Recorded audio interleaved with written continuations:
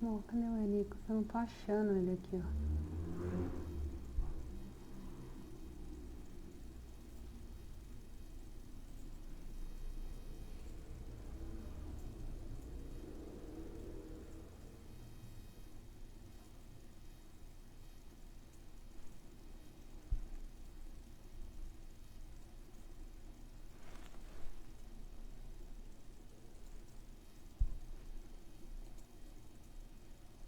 Oi, gente, tudo bem? Boa noite. Oi, Ana, boa noite. Eu não tô conseguindo achar o Eurico para participar. Achei aqui. Eurico entrou, agora aceita o convite. Ver. Olá, Paula, você me vê, me Oi, ouve? tudo bem? Pronto, agora a gente tá ao vivo, estamos certinho.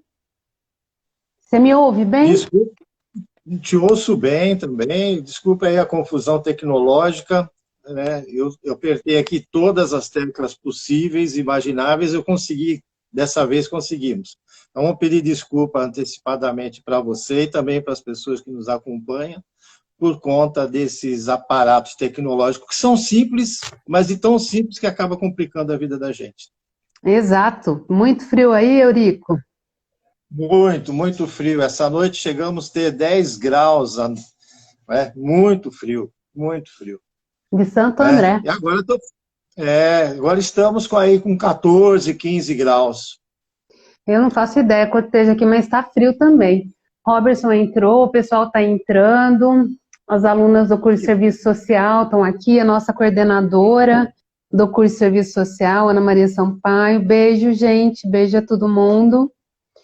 E aí, a gente já teve comido um tempinho aqui, mas vamos lá.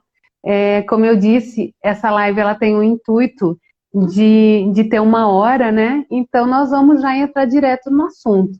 Em primeiro lugar, gostaria de agradecer o seu aceite, a sua disponibilidade para estar aqui. Eu sei que você corre bastante o dia todo e está aqui falando de uma coisa que eu admiro muito que você faz, né? E um tema muito desafiador e diferente. Então, eu gostaria que você se apresentasse para a gente poder falar. Ana Maria Sampaio está falando que aqui está cerca de 20 graus no momento. Na minha casa está uns 15. Aqui a minha casa também é bem mais frio. Bom, eu sou Eurico, eu sou servidor público da Prefeitura de Mauá e trabalho na Secretaria de Segurança Pública. Mas quando eu prestei concurso para trabalhar na área social. Né? Fui trabalhar na assistência social e depois de 4 anos trabalhando na área social, eu trabalhava com grupos de mulheres, mulheres do programa Renda Cidadã, fazíamos grupos reflexivos de mulheres. Eu fui trabalhar na Secretaria de Segurança Pública com a questão da cultura de paz. Cultura de paz já era um desejo, uma vontade, um caminho que eu já vinha seguindo paralelamente, né? E já vinha, né, nessa linha há muito tempo. Então, gostava e gosto muito dessa questão da cultura de paz. E a cultura de paz, num determinado momento, ficou meio parado na Secretaria de Segurança Pública. Né? E nasceu em Santo André o programa E Agora José, que é um grupo reflexivo para homens autores de violência, nasce na Secretaria de Política para as Mulheres. Por que nasce na Secretaria de Política para as Mulheres? Porque dentro das políticas públicas que se pode desenvolver para as mulheres, pensando na categoria das mulheres, uma delas é a questão da violência. Travou aqui para Como a mim um gente já trabalhava pouquinho. dentro dessa linha, fui convidado a fazer um curso de gênero e masculinidade. Esse curso de gênero e masculinidades aconteceu aqui em Santo André, no consórcio intermunicipal, e era destinado a servidores públicos. Né? Então, eu, como servidor público, né, passei, então, a fazer esse curso e atuar na área de enfrentamento à violência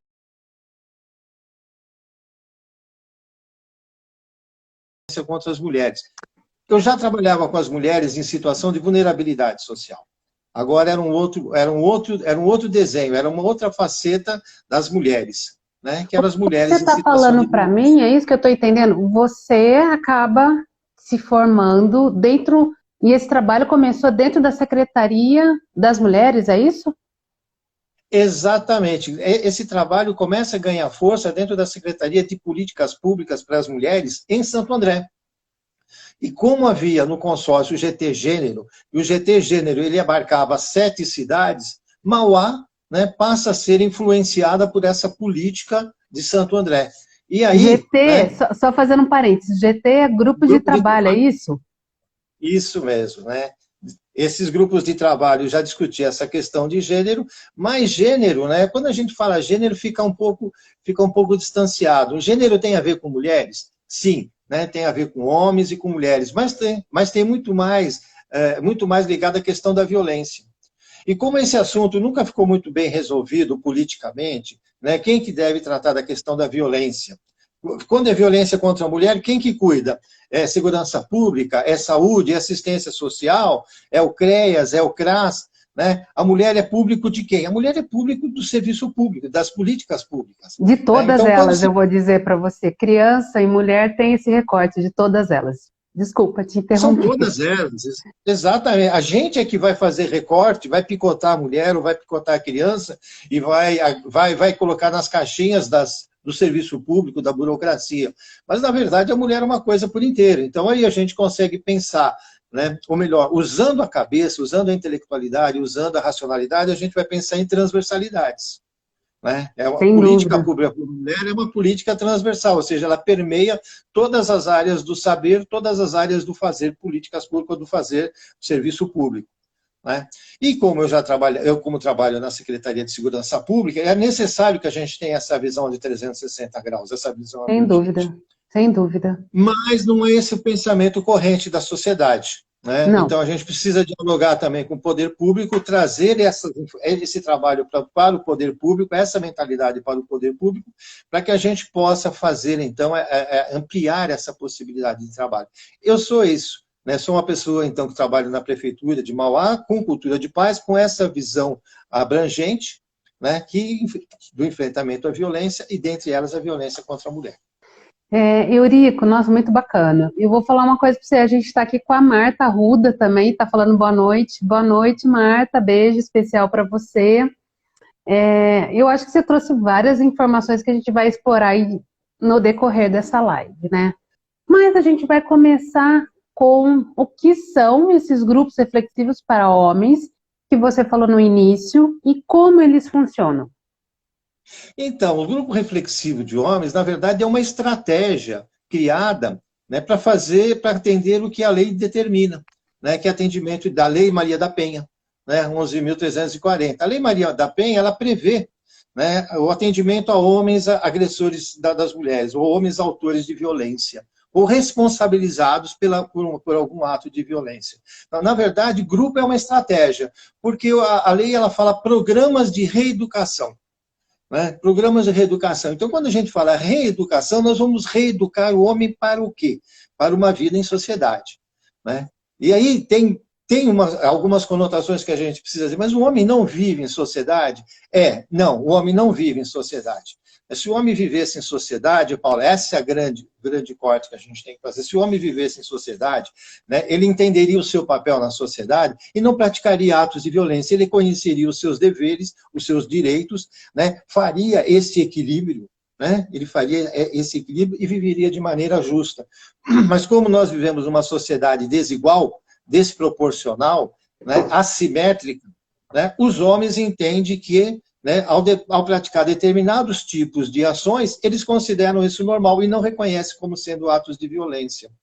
Né? Nós, homens, eu posso dizer, eu vou me enquadrar também, vou me encaixar, nós, homens, não reconhecemos isso. Tanto que a gente faz brigas e brigas na justiça para reconhecer, né, aquilo que nós entendemos seja justo. Né? Ou seja, a gente ainda está numa sociedade que está evoluindo, né? E a nossa Constituição ela é recente, né? Ela é de 88. Né? E quando a gente fala, poxa, quem nasceu em 88 já deve ter uma vida inteira. Mas para uma sociedade, né, o que são 30, 32, 33 anos de vida? Né? Para estabelecimento de uma Constituição. Pois é. E outra, né? E a gente não tinha, né? A gente não tinha, antes da Constituição de 88, Paula, categorias. Né? A gente não falava em direitos difusos.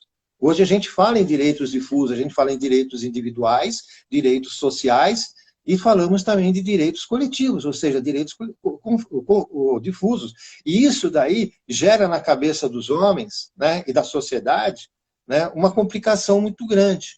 Por quê? A gente vai ter que parar para trocar o pneu do carro andando. E essa ideia de parar para trocar o pneu com o carro andando, como é que a gente faz? Eu paro ou não paro? Né? Não, a gente não para. A Constituição foi instalada e nós temos que fazer esse processo de readaptação.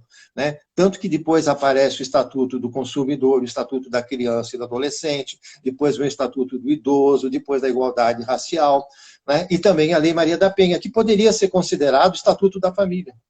Porque a partir da Lei Maria da Penha, da instituição da Lei Maria da Penha, as novas regras de convivência familiar estão dadas.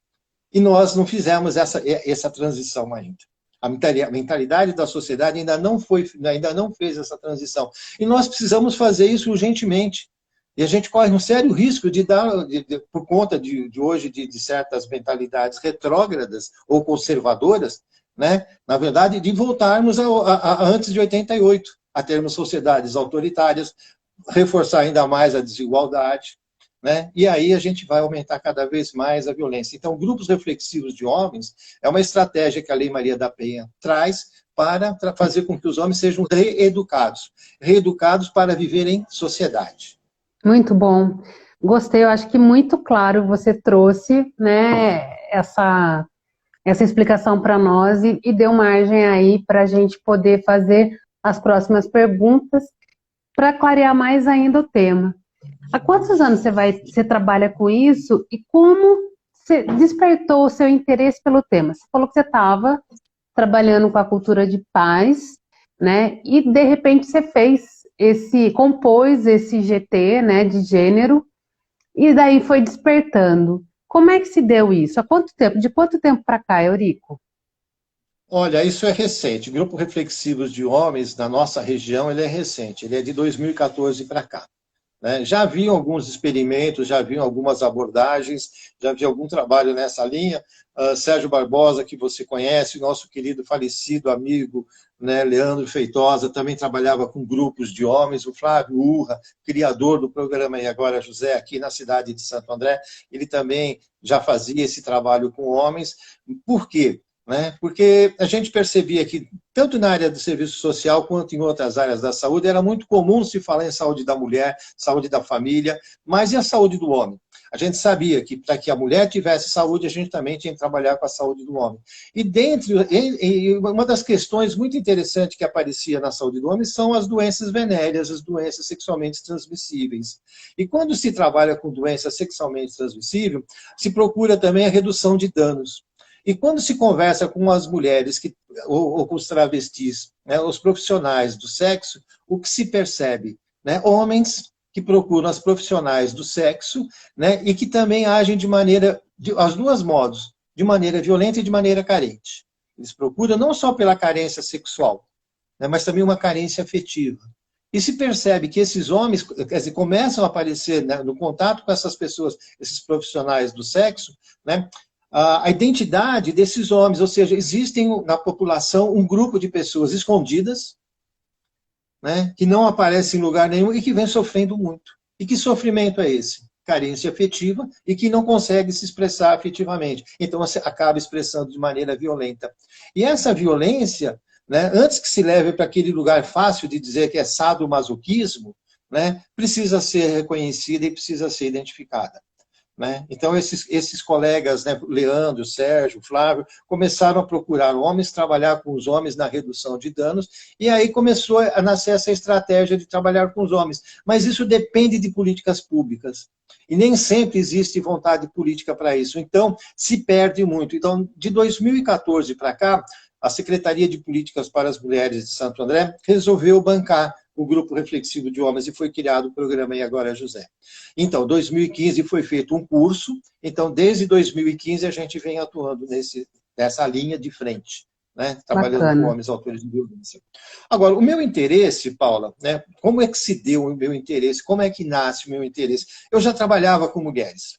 A gente já reconhecia isso. E chegava no final do ano, esse banner que está aqui atrás de mim, que é a campanha do Laço Branco, já era desenvolvido aqui na nossa região há algum tempo. E uma vez uma parceira nossa, Mazel, uma assistente social que trabalhava com mulheres e que era do GT Gênero do consórcio, ela pediu para que a gente fizesse uma pesquisa junto às mulheres, e eram aproximadamente 400 mulheres. Como é que elas entendiam a Lei Maria da Penha, como é que elas estavam vendo a Lei Maria da Penha, e tinha algumas questões que elas tinham que responder. Dentre elas apareceu a desconfiança das mulheres em relação à Lei Maria da Penha. Ali me chamou a atenção. Por que elas não acreditavam na Lei Maria da Penha? Então, a gente fazia esse meio de campo, mas ainda existia um vácuo muito grande. A gente conversava com os técnicos que trabalhavam com a Lei Maria da Penha, mas também as mulheres que estavam sentindo a deficiência da Lei Maria da Penha, ou seja, elas sabiam que, conversando com as mulheres que já sofriam violência, que não adiantava nada, pois o homem continuava praticando atos de violência. E elas diziam para mim, poxa, Eurico, você fala isso para a gente, mas você falaria isso para o meu marido? Eu falei assim, é tudo que eu quero. Por quê? Porque eu e a Elaine, minha esposa, com quem eu sou casado há 30 anos, vai fazer 31 anos, Paulo, a gente atua dentro da igreja, na igreja católica, com casais. Em casais, a gente conversa de homem com homem, mulher para mulher, e a gente conversa junto. E a gente trata todas as questões relacionadas aos casais. Ou seja, desde o momento do pré-namoro, das intenções de trocar de olhares, até o namoro, depois o noivado, depois o casamento, e depois o pós-casamento, quando vêm os filhos, e como é que é a convivência de 1 ano, 2 anos, 10 anos, 20 anos, 30, 40, 50 anos de relacionamento. Como é que faz para que essas relações sejam duradouras? Toda relação entre homem e mulher nasce de uma relação de afeto. Mas, em um determinado momento, isso se desgasta, e a gente pode explorar isso mais para frente, se desgasta e pode descambar para a violência. Por que acontece isso? Se nasce com amor, por que acaba em violência? É isso que nos provoca, nos incomoda. Então, eu tinha essa possibilidade de conversar assim com os homens, mas a gente nunca conseguiu, porque os homens não vêm. Olha que interessante. A gente vai, mas os homens não vêm. Você conversaria com meu marido? Conversaria com seu marido, com vocês dois juntos, conversaríamos com mais pessoas, mas você traz o seu marido? Trago, mas ele não vem. E essa é a grande dificuldade que nós temos, viu, Paulo? Então, os homens nos grupos reflexivos, eles só vêm porque são apenados, Paulo. Eles só vêm porque são apenados. Sim. E eu acho que aí a gente abre agora toda essa discussão, para que grupo reflexivos de homens? Por que eles existem? Existem porque é uma estratégia da lei. Mas para que eles existem, Paulo? Essa que é a grande pergunta que nos traz aqui nessa noite.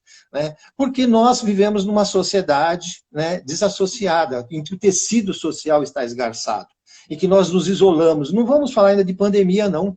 A pandemia é coisa recente. A necessidade de isolamento social por conta da pandemia é coisa de 2 anos. Mas antes nós já vivíamos numa sociedade em que o tecido social está esgarçado, em que as relações de poder estão mal distribuídas na sociedade. E os homens, pelo fato de não saber fazer o uso do exercício do poder, acabam de colocando os pés pelas mãos e praticando diversos tipos de violência. A nossa preocupação para quê? Porque nós queremos que os homens voltem a conversar. Nós queremos que os homens sentem para dialogar. Dialogar em família, pai e filho, companheiro com companheira, filha com os pais, professores com os alunos, vizinhos com vizinhos. Eu trabalhei durante algum tempo na vigilância sanitária, Paulo, e a gente visitava casa a casa. E sabe o que as pessoas diziam? Não, olha, conversa com o seu vizinho, fala que a gente esteve aqui. Ah, não, eu não vou falar com o meu vizinho, porque meu vizinho é uma pessoa muito estranha. Poxa, vizinho, a gente depende um dos outros, a gente vive lado a lado, todos os dias, 24 horas por dia, as pessoas não se comunicam. Constrói, eu moro aqui em Santo André, muito perto do centro, Paulo, e a gente percebe que crescem edifícios, e até em reunião de condomínio as pessoas não participam, ou seja, convivem, mas não, quer dizer, vivem sim, próximo, mas não convivem. Sim, sim. E essa necessidade de convivência está lá no relatório Delors, da educação, é um dos pilares, aprender a conviver. Isso olha mesmo. Só, nós estamos no século XXI, Paula, falando em aprender a conviver. Isso acho que não somos humanos, a gente ainda tem essa lição pela frente, viu? E agora em tempos de pandemia um pouquinho mais acentuado. Eurico, deixa eu trazer você de novo para cá, quando você fala que você teve todo esse caminhar, tudo. E você disse que a gente tem, né, falas ainda machistas, e a gente reproduz o machismo em várias ações e falas nossas, e eu sei disso, e eu luto sempre e procuro desconstruir isso daí mesmo por conta, né, dos filhos e da minha profissão e de tudo mais. Como foi para você desconstruir o machismo e construir suas masculinidades? As minhas, né? O meu machismo, né? Oi, Sônia, seja bem-vinda. Isso, por favor. O meu machismo é o primeiro deles, né? Quando a gente fez o curso de Gênero e Masculinidades, a gente passou por um conjunto de reflexões que nos convida a rever toda a nossa vida, Paula. Desde a nossa infância, a nossa juventude, né? O processo de maturação, de se tornar um adulto, de entender a nossa sexualidade, de perceber também as nossas tendências, né? E isso leva a uma vida. O processo de desconstrução do machismo é por uma vida. Nós nascemos numa sociedade machista, né? Temos uma cultura machista, reproduzimos o machista o tempo todo, mas a gente precisa estar vigilante. É necessário a gente estar vigilante, porque senão a gente acaba reproduzindo inconscientemente. E agora a gente tem que fazer o exercício da consciência. A gente precisa saber o que é uma fala machista, o que é um pensamento machista, o que é um olhar machista, né? O que é uma fala machista, sabe? E a gente precisa fazer esse enfrentamento o tempo todo, né? Tanto da gente quanto dos outros. E quando a gente vai trabalhar com os homens, eles imaginam isso, eles chegam apenados. Né? E o que a gente percebe que a distância entre um homem apenado e um homem não apenado é só a denúncia. Né? Ou seja, a gente ainda não teve um BO. Porque as falas dele são as mesmas falas. Isso, ao mesmo tempo, é um facilitador na conversa com os homens. Porque a gente, me perdoe agora quem está nos ouvindo, permite que a gente transe sem camisinha. Ou seja, a gente dialoga com os homens, né, tete a tete, né, de igual por igual. Tá certo? E fazer com que a gente esteja também no lugar deles, entendendo a situação deles, faz com que eles também possam vir para o nosso lado e começar a fazer a desconstrução do machismo. Então, a desconstrução do nosso machismo se dá na relação com o outro, né? Na convivência com o outro. E no outro aparentemente diferente, numa situação desigual. Né? Então, o processo de desconstrução do machismo se dá o dia a dia, o tempo todo, mas fundamentalmente nos grupos reflexivos com homens autores de violência, porque ali é muito mais latente. E eles estão ali por conta do não reconhecimento do machismo na sociedade. Pelo fato de não haver um reconhecimento social de que vivemos numa sociedade machista. Existem pessoas que entendem o machismo, entendem do feminismo também, né? Entendem da exigência da gente reconhecer a igualdade entre homens e mulheres. Enquanto a gente não conseguir fazer esse exercício, nós temos que estar conversando o tempo todo com os homens. E faz com que a gente vá nos desconstruindo paulatinamente. Paulatinamente não é uma homenagem a Paula, ter a Paula na nossa mente. É um processo, né, que vai aos poucos. Eu sei que você entendeu a brincadeira, né? Que é uma brincadeira usar esse termo, mas é isso mesmo, né? É aos poucos, é homeopático. Então, a gente tem que fazer leitura, a gente tem que fazer curso, a gente tem que fazer palestra, a gente tem que ouvir, e ouvir muito, Paulo, sabe? Ouvir muito para desconstruir. Ouvir mais do que falar. Eu falo muito, mas a gente tem que fazer um exercício de escuta permanente. Escutar o que a sociedade está dizendo. Né, o que as mulheres estão dizendo, o que os homens estão dizendo também. Né? Mas principalmente as mulheres.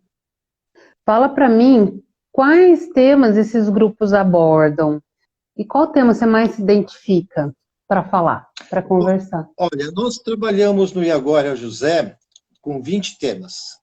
20 temas focados. Esses temas eles vão desde o nascimento da criança, né, desde o processo de paternidade, até a identificação do sexo, né, de brincadeiras de criança, o que é coisa de homem, o que é coisa de mulher, e depois também a gente vai trabalhar, né, com as questões que eu acho que são centrais. Né? Isso acontece no meio do curso, ela é central até porque também acontece no meio do curso, que são também a forma como a gente não percebe a discriminação. O tema que mais me chama a atenção é a discriminação. Discriminação sofrida e discriminação praticada.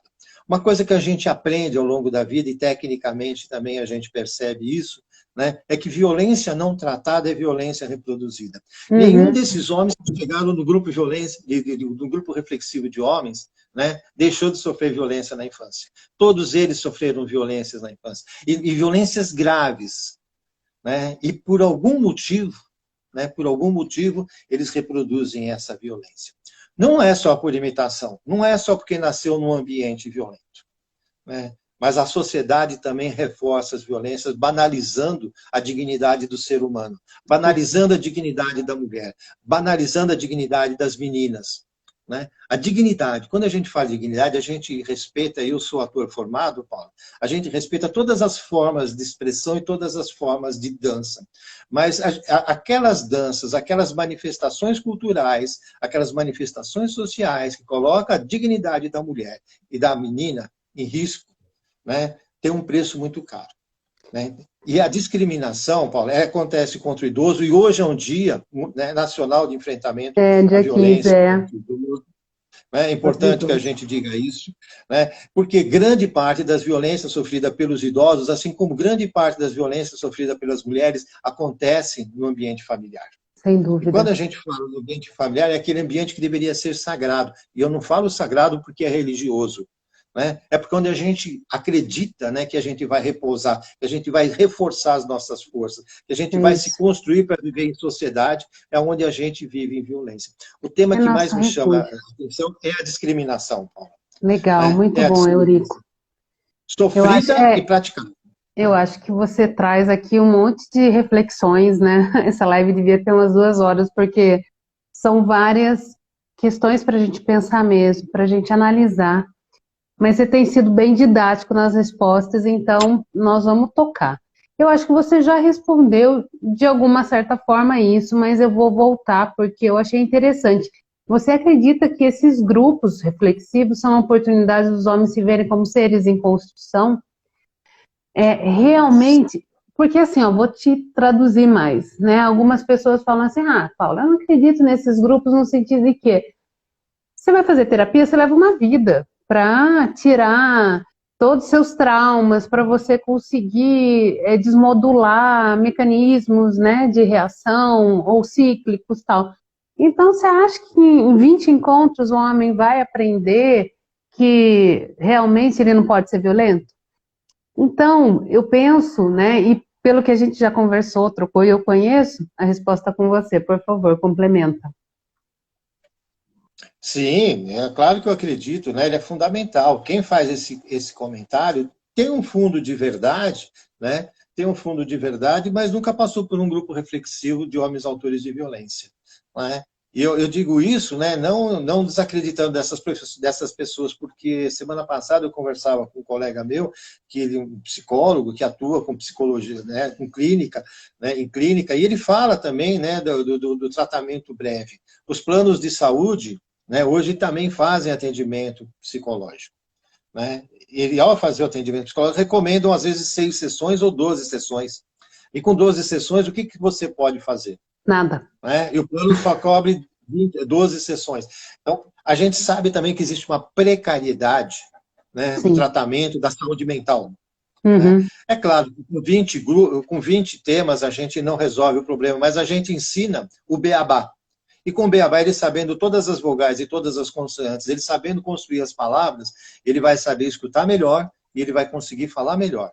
Então, a gente consegue fazer, Paula, né, elaborar para esses homens algum vocabulário mínimo necessário para que ele possa enfrentar a violência. E mais, ao final, um dos temas também que a gente aborda, né, no começo é a relação direta dele com os problemas.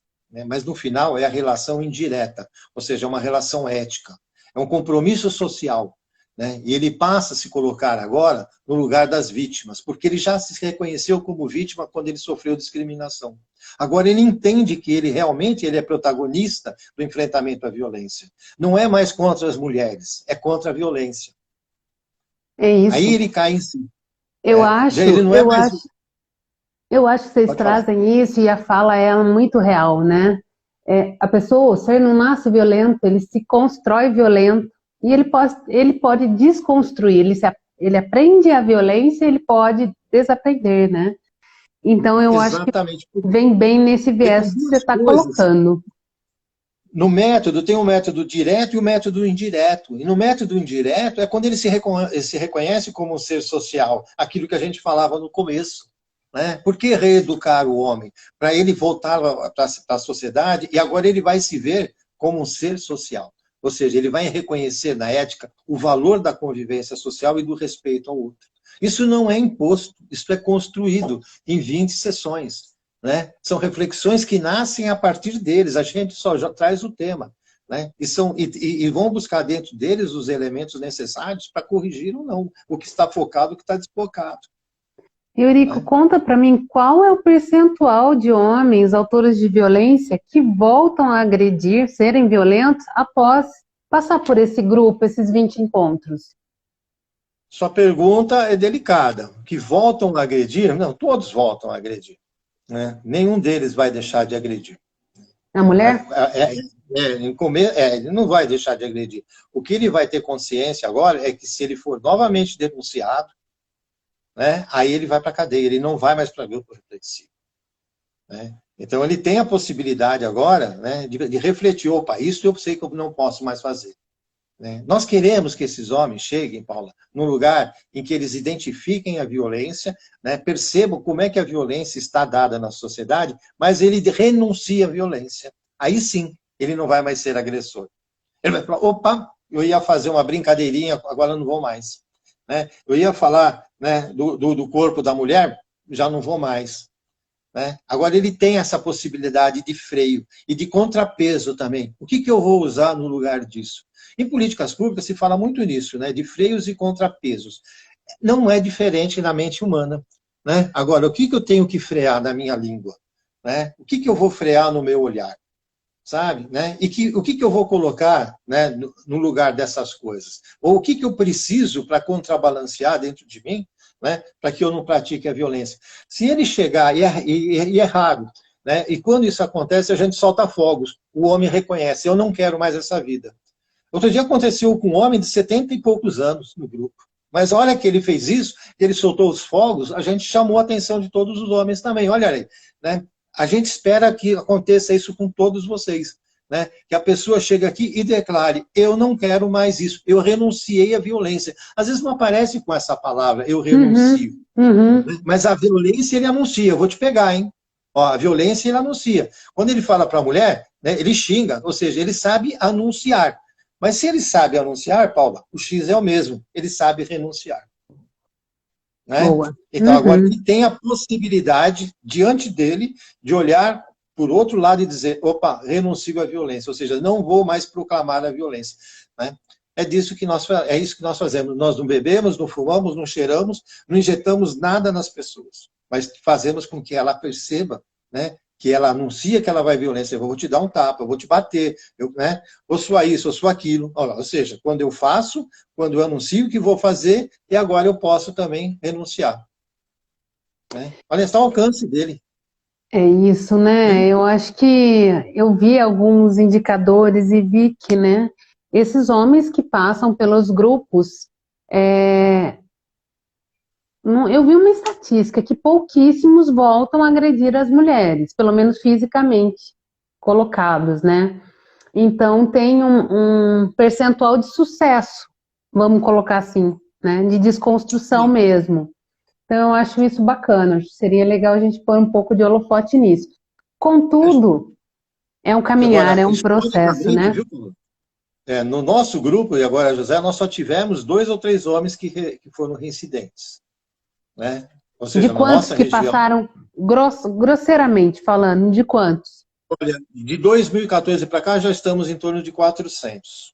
400 homens Paulo, que passaram pelos grupos, é isso que você está falando? Mas no coletivo feminista em São Paulo, o número é bem maior, porque o trabalho já começou antes, começa em 2006, né? E ele já vem há mais tempo, nós lá já em torno de 1.000 pessoas, e os grupos são menores também, são 16 encontros. 16 né? Encontros. Permite que venham mais pessoas. Né? Lá também nunca passou de 4 ou 5 homens também. Né? E a maior parte dos homens que vêm no coletivo feminista, eles são convidados, eles não são apenados. Eles são convidados pela justiça. Então, eles são chamados de uma sessão no Tribunal de Justiça, lá é apresentado para eles a situação em que eles se encontram, e eles têm essa possibilidade de participar. E ao participarem, né, caso eles sejam condenados, né, a participação no curso serve como atenuante. Atenuante não quer dizer que ele não é apenado. Atenuante e não quer vai dizer, ser responsabilizado. se ele tinha que pagar uma pena, né, de 2 anos, ele pode ter o sursis aplicado e responder em liberdade. E é o que normalmente acontece, né? Muitos homens que têm a sua sentença decretada, muitas vezes, durante o processo, eles voltam para dizer, olha, eu fui absolvido. Né? E por que foi absolvido? Né? Normalmente, né, o juiz pergunta como é que foi a passagem pelo grupo, e eles falam como é que é o grupo. O testemunho desses homens no Tribunal de Justiça é fundamental para a mudança, só que isso não é feito, né, em televisão. Isso não é feito no rádio, isso não é feito ao vivo, para que todo mundo ouça o depoimento desses homens depois que eles passam por um grupo reflexivo. Pois é. Mas tem boas e más notícias. Outro dia, assistindo o SBT, né, um programa do Cabrini, e eu vou citar isso porque seria importante, eu não achei no YouTube, mas eu fui procurar um advogado defendendo uma pessoa denunciada de feminicídio, numa cidade aqui da região do Grande São Paulo. Esse advogado passou pelo grupo reflexivo. E ele estava defendendo um autor de feminicídio. Ele sabia muito bem o que era violência, mas ele nunca se reconheceu, veja só, como homem violento. E ele se dizia injustiçado. Então, esse é um dos homens que passaram pelo grupo. Você acha que esse homem deixou de ser violento? Não. Não, ele vai continuar agredindo. Sim. Só fica faltando alguém fazer a denúncia. Né? Sabe? Talvez a companheira dele não faça, ou talvez ele esteja separado da mulher. Né? Tá certo? Então não vai acontecer uma violência doméstica. Mas na rua ele vai continuar xingando. Né? Então a gente sabe que o grupo é importante? Mas existem também as exceções, Paula. Por isso que algumas pessoas, né, às vezes podem desacreditar que em 20 sessões a gente não vai desconstruir. Né? É por isso mesmo. Mas é mais pelas exceções, não pelas regras. Sem dúvida. Sem dúvida. É o que eu falei, a gente tem que pôr lupa realmente nos resultados positivos. Né? Porque um homem desconstruído do seu machismo, ele pode não chegar ao feminicídio. Né? E eu acho que isso é um ganho para cada mulher que sobrevive a isso. Bom, vamos lá, continuando aqui, em época de pandemia, a gente falou um pouquinho sobre isso e a gente falou que ia falar mais para tarde, né? Chegou a hora. Em época de pandemia, nós vimos que a violência doméstica contra a mulher e o feminicídio dispararam, infelizmente. Como tratar essas questões? Pois é. A gente sabe muito bem que, né, do que se diz aí popularmente, que em briga de marido e mulher não se mete a colher. Mas a gente alimentou, porque a pandemia pediu que a gente fizesse o isolamento. Ou seja, né, a gente favoreceu que a violência aumentasse. A segregação já é um ato de violência. A separação já é um ato de violência. Manter as pessoas isoladas já é um ato de violência. Agora, se nós não temos clareza de que a convivência vai fazer com que a gente, né, tenha que rever o nosso modo de pensar, o nosso modo de viver e de nos alfinetarmos, porque a gente vai viver mais próximo. E quanto mais próximo, Paula, né, numa relação familiar, né, mais se evidenciam os defeitos, mas também as virtudes. Mas também se evidenciam as virtudes. E se nós não tivermos, né, um relacionamento, né, embasado no reconhecimento dos valores da outra pessoa, da dignidade da outra pessoa, nós corremos o risco do desgaste, né, e de despencar isso para a violência. A pandemia traz o isolamento social. E a gente, então, precisa fazer com que as redes sociais, as formas como que a gente tem de conversar com as pessoas, sejam mais eficientes. A obrigação nossa, né, é de demonstrar interesse pelo próximo. Isso é fundante numa sociedade democrática, no Estado democrático de direito. Né? Demonstrar interesse pelo outro ser humano. Não demonstrar interesses, né, de segunda categoria, mas pelo bem-estar do ser humano. Então, se eu não ligo para o meu irmão, se eu não ligo para a minha irmã, se eu não ligo para o meu pai, se eu não ligo para o meu sobrinho, se eu não quero saber como é que está a minha família, e eu só fico colocando posts, né, sabe, bonitinhos, de florzinhas, né, a gente está deixando de fazer a lição de casa. Então, é possível, sim, na pandemia, diminuir a violência, desde que a gente demonstre interesse, ligando e percebendo, ouvindo a voz da Paula. Né? Como é que está você, Paula? certo? Se você não ouviu a voz da Paula, né, se você não percebeu como é que está o timbre de voz da Paula, você não sabe se a Paula está vivendo em violência ou não. Se o Eurico está bem ou não. Né? Sabe? Grupo social é uma maravilha. Ele aproxima as pessoas, mas nós temos que também fazer o exercício de demonstrar interesse pelo outro, significar a existência do outro. Né? Mostrar que você é significativa para mim, Paula. Né? Sabe? Na medida em que eu pergunto, como vai você, Paula? Quanto tempo faz que a gente não se vê e não se fala? Né? Como é que está teu marido? Teu marido fez aniversário, Paula? Né? Quantos anos fez o seu... Né? Como a live que você fez semana passada com o Lando. É isso que nós queremos, Paulo. Né? Nós queremos transparência, nós não queremos invadir a privacidade das pessoas.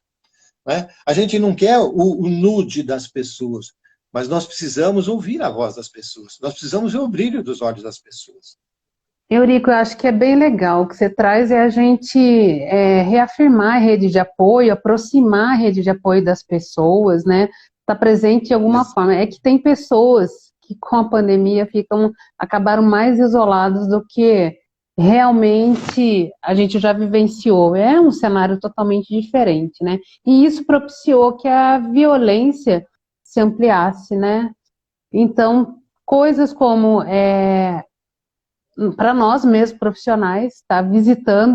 Revisitando os casos que a gente acompanhou, que já tinha sintomas de violência, a gente está alerta, né? Está procurando revisitar esses casos. E a outra questão é falar sobre isso, falar em todos os espaços, né? Sobre essa importância, sobre o que isso traz e os canais de denúncia, principalmente, e ficar falando diuturnamente que sim, em briga de marido e mulher, a gente enfia a colher. Primeiro a colher, depois o celular, depois a gente liga para o Disque 100 e outros 180 também, para a gente salvaguardar vidas. Então é uma desconstrução também de algo que a gente traz milenarmente, né? Que é esse ditado aí, que em briga de marido e mulher ninguém mete uma colher. A Fernanda Mendes, ela fez aqui uma pergunta, ela coloca... Existe algum estudo sobre a reincidência dos atendidos pelo grupo? Mas eu acho que você trouxe. O Sérgio Barbosa está aqui junto com a gente. Professor, tudo bom?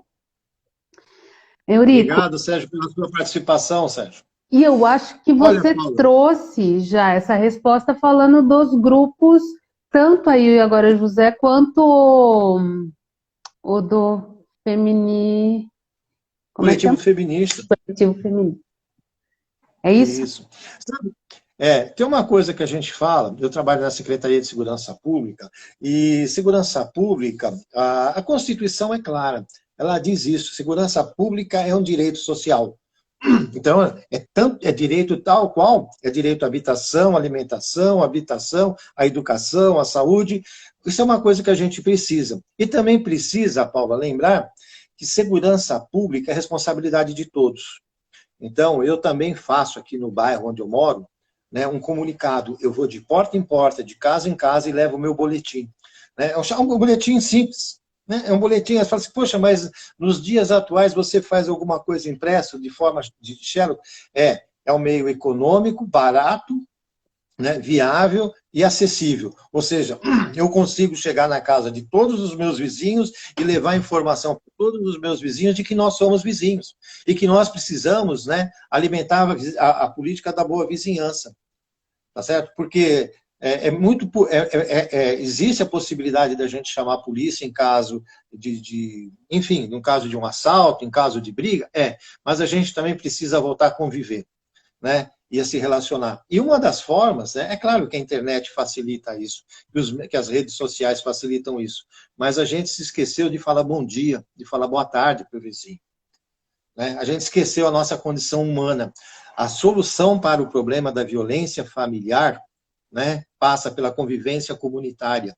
Então, a gente tem que fazer esse trabalho de semente, disseminar, você entendeu? A chamada cultura de paz. Eu levo o meu boletim, Paulo, né? E a gente faz isso, e depois, quando a gente trabalha na segurança pública, as pessoas vão cobrar isso. Ah, mas o servidor público, o serviço público, a polícia, piriri, pororó. Falo, pois é, mas a gente faz a lição de casa. Né? Então, vamos conversar, mas você também tem que fazer a lição de casa. E eu cobro. Da mesma maneira como a sociedade me cobra enquanto servidor público, eu também cobro da sociedade. Porque se você pegar o Estatuto da Criança e do Adolescente, lá é claro, isso serve para tudo, isso serve para a política de enfrentamento à violência contra a mulher. A responsabilidade pela educação é da família, da comunidade, da sociedade e do Estado. Muito bom, também acho isso. E sem hierarquia, é de todos eles. Fala uma coisa para mim, exato, sem ter um primeiro. Na sua opinião, como tornar a sociedade menos machista? Por onde começar? Começa pela conversa, conversando. É conversando que a gente se entende e percebe as aberrações das nossas falas e o quanto as nossas falas refletem a nossa mentalidade. Né? Para a gente fazer a desconstrução do machismo é conversando em todos os ambientes. Inclusive, né, eu que sou do servidor público, né, no serviço público, que é um dos lugares mais difíceis, porque somos uma sociedade patriarcal. E daí o serviço público ainda é uma reprodução, né, do patriarcalismo, das hierarquias, né, o poder hierárquico, o prefeito manda, o secretário obedece, o secretário manda e os outros obedecem. Né? Então, essa forma hierárquica, né, patriarcal, faz com que os grupos reflexivos de homens demonstrem a eficiência do círculo, né, quando a gente transforma o poder hierárquico num poder relacional. Tá certo? Muito bom. Isso daí as mulheres fazem, Paula, né? Sabe, com muita excelência. Nós homens precisamos, as mulheres já vêm fazendo isso há muito tempo, e você, né, com aquelas rodas de saia, é isso mesmo, né? Roda de saia é um grupo meu, Exatamente, é o melhor exemplo para isso. Nós temos que aprender com vocês, mulheres, a como fazer rodas de saia. Desconstruir essa sociedade hierárquica numa sociedade relacional. Muito bacana. Eurico, fala uma coisa para mim. Já que a gente está falando de violência contra a mulher, se a gente está falando dessa questão toda, eu acho que sempre é importante a gente frisar e lembrar o que fazer para sair de um relacionamento abusivo. Para quem ligar em caso de violência doméstica? Primeira coisa é se ligar. A mulher tem que perceber que ela está vivendo um relacionamento abusivo. Né? E segundo, não esquecer que ela faz parte de uma sociedade. Então, tem irmã? Conversa com a irmã. Né? Dialoga com a irmã sobre a situação que está vivendo. Conversa com a mãe. Conversa com a cunhada. Conversa com a sogra. Conversa com a amiga. Paula, nós temos aqui um relacionamento com a doutora Tereza Cristina, que é a juíza da vara da mulher, da vara da família aqui de Santo André, e com a doutora Adriane, que é da delegada titular da Delegacia da Mulher, que aliás é vizinha da minha casa, 2 casas da minha casa, que é a Delegacia da Mulher. Né? E a preocupação delas, a grande preocupação delas é que os feminicídios, né, que vêm acontecendo, né, eles vêm surpreendendo a própria família. Né? A própria família das vítimas não sabiam que elas sofriam violência. Né? Então, nós precisamos avisar as mulheres que elas estão vivendo numa sociedade que é violenta, que os números vêm demonstrando isso e que elas vivem numa sociedade de risco, né? E que elas precisam confiar umas nas outras. Então, a primeira coisa que as mulheres precisam fazer, né, é se tocar, conversar com as outras mulheres sobre a situação que estão vivendo. Muitas delas não reconhecem como sendo situação de violência ou relação abusiva. Né? E é preciso que as colegas denunciem isso. Né? Conversem, muita paciência nesse momento. É difícil, Paula? Mas vale uma vida. Sem dúvida, sabe? Também acho. Nós podemos salvar muitas vidas se nós voltássemos a nos demonstrar interesse pelas pessoas. Sabe, Paula? E eu vou te falar uma coisa, hein? É possível você identificar a violência das mulheres em silêncio, sem que elas falem. Né? E a gente fazia isso no teatro. Né? Quando as pessoas vivem em roda, em comunidade, mas tem que ter comunicação. Sem dúvida. Porque senão só muita intuição feminina para perceber que tem alguma coisa errada com aquela minha amiga, porque já faz uma semana que ela não me liga. Sem dúvida. Né? Comigo que não demonstrei interesse por ela. Né? Eurico, infelizmente o nosso horário ele voa. E ainda mais quando a gente está em papo gostoso, bom não que seja. Mas você é muito didático e você está trazendo muitos exemplos e muitas reflexões. Enfim, agora eu já passar... também são bastante inteligentes, viu, Paula? Obrigado por isso, favorece.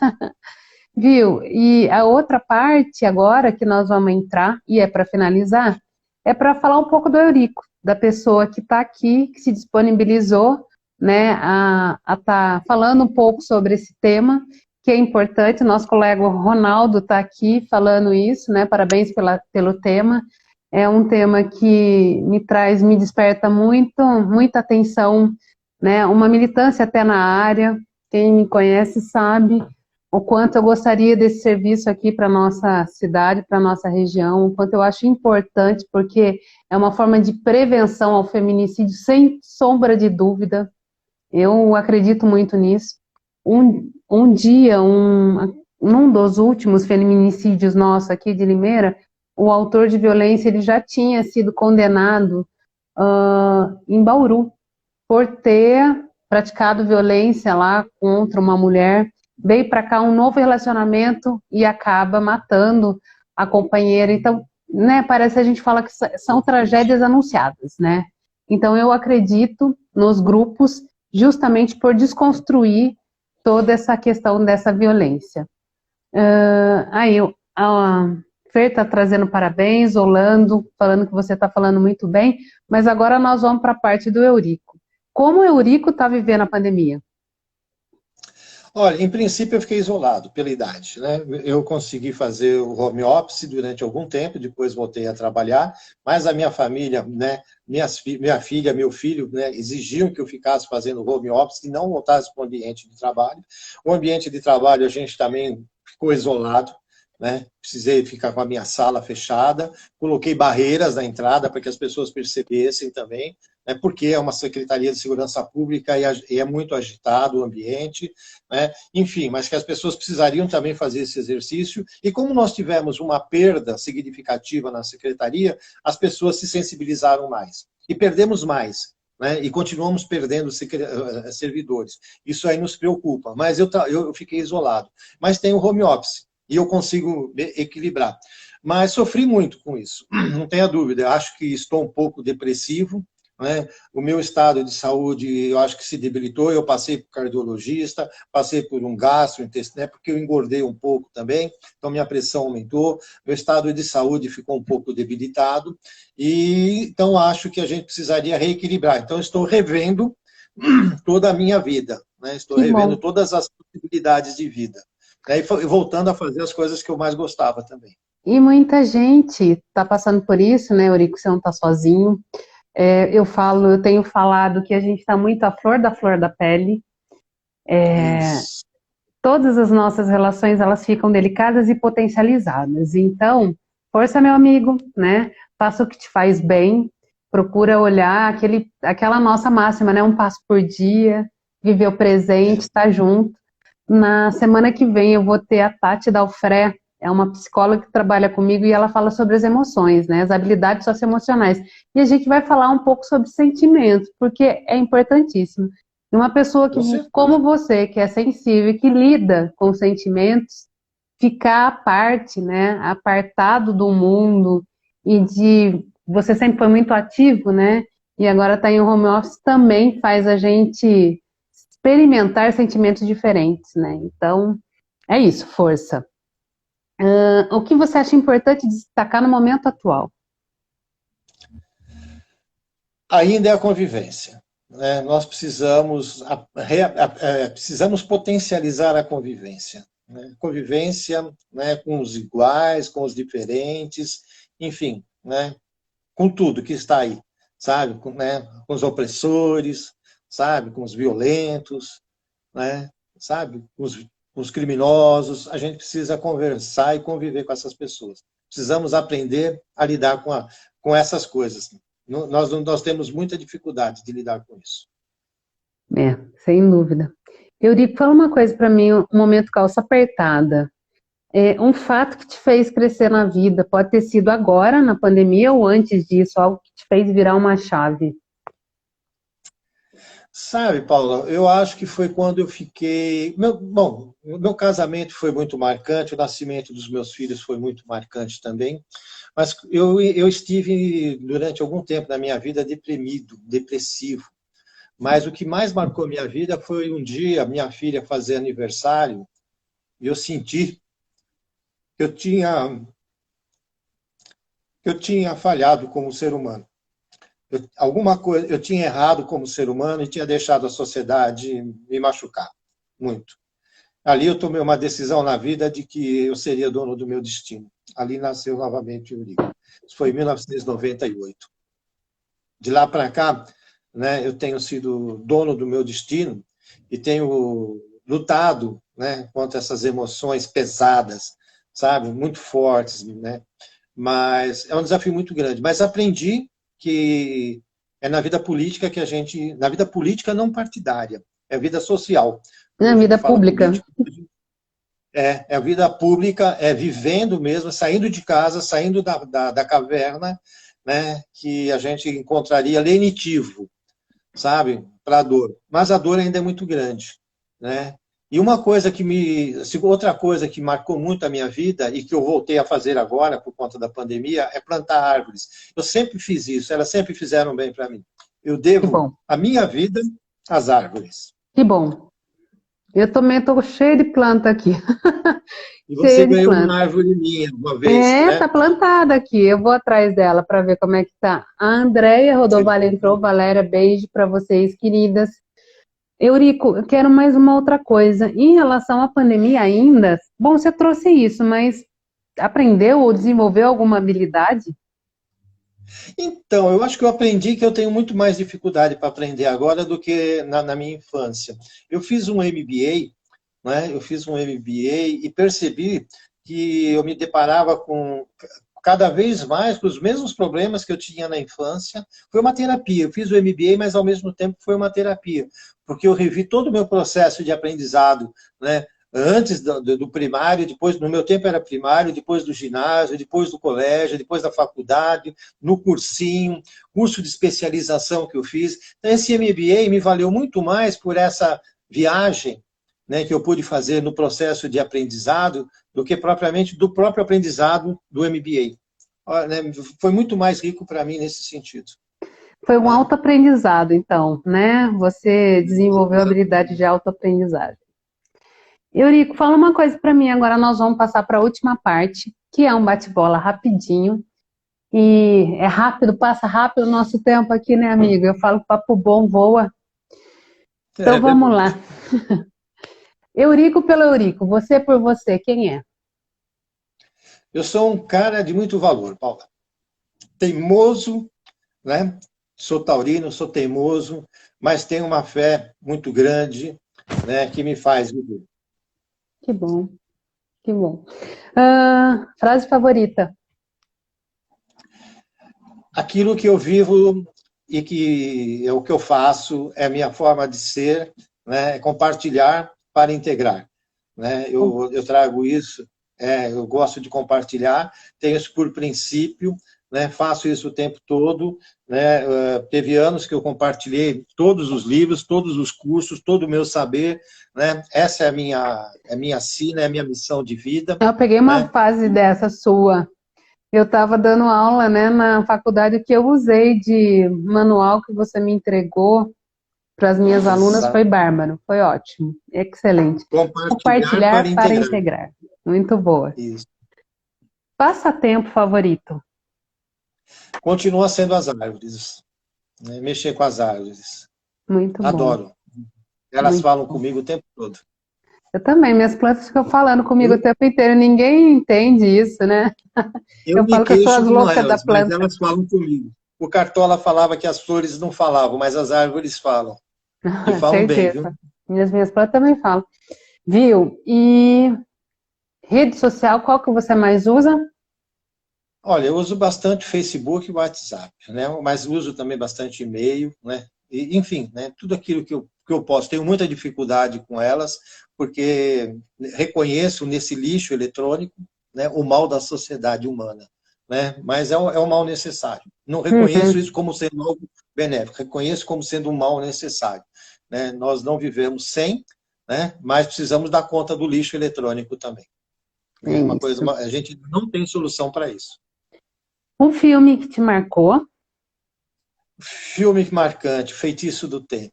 Recomendo a todo mundo. Semana retrasada trabalhamos esse tema no grupo reflexivo de homens, né? E recomendo para todo mundo, Feitiço do Tempo. Muito bacana. Fantástico. Eu gosto também. Um livro. Todos, né? Livro, para mim, eu não tenho nenhum assim especial, né? Eu gosto de todos, é material de trabalho. Eu estou cercado aqui de livros, aqui atrás de mim tem bastante livros, mas não tem nenhum assim especial, né? Eu poderia dizer, talvez, um que me chamou muita atenção ultimamente, que é o livro de Tobias, é um livro bíblico, né? É o livro da história de São Rafael, né? Para os católicos, o Rafael, né? Sabe, o anjo Rafael é muito importante também, que é um anjo de cura, né? Eu acredito na cura. Também. Eurico, e amor para você? O amor é tudo, love is all. Love is all you need. O amor é tudo que precisamos. Exatamente, É bem isso aí. complementado. É Muito isso bem aí. complementado. Querida Paula, queria desejar parabéns para você, parabéns para o Lando. O Lando faz aniversário nessa data querida, né? Então, quero agradecer a ele, em particular, ter cedido você, né, no dia do aniversário dele, para que a gente pudesse conversar sobre uma coisa muito importante, que é a violência contra a mulher. Então, quero parabenizar o Lando, parabenizar você, parabenizar a sua família, né? Lembrar do teu pai com muito carinho, né? Lembrar da sua mãe também, né? Aquelas coisas bonitas que ela fez, que ela deixou, Sem né? dúvida. A obra dela é muito importante, a obra do seu pai é muito importante.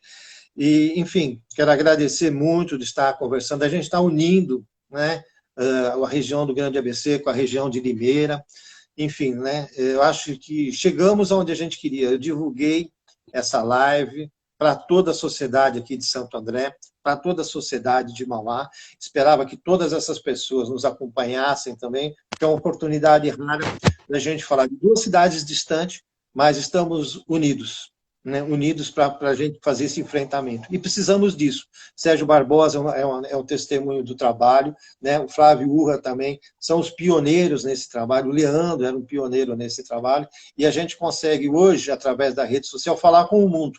Então, nós oferecemos isso para o mundo, Paulo, né? Nós temos Esperamos que uma. o mundo aproveite o máximo possível essa oportunidade. Essa e outras oportunidades também, né? Não somos os heróis definitivos, somos heróis do caminho.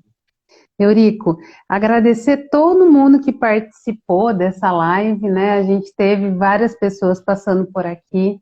Essa live ela vai ficar salva no meu canal, dentro do meu Instagram, na página, né, no feed, e também fica no YouTube, no De Tudo Um Pouco com Paula Bocaiúva. Depois eu passo um link, se você quiser enviar para alguém, você já manda essa nossa live gravada, então, né, dá para a gente replicar.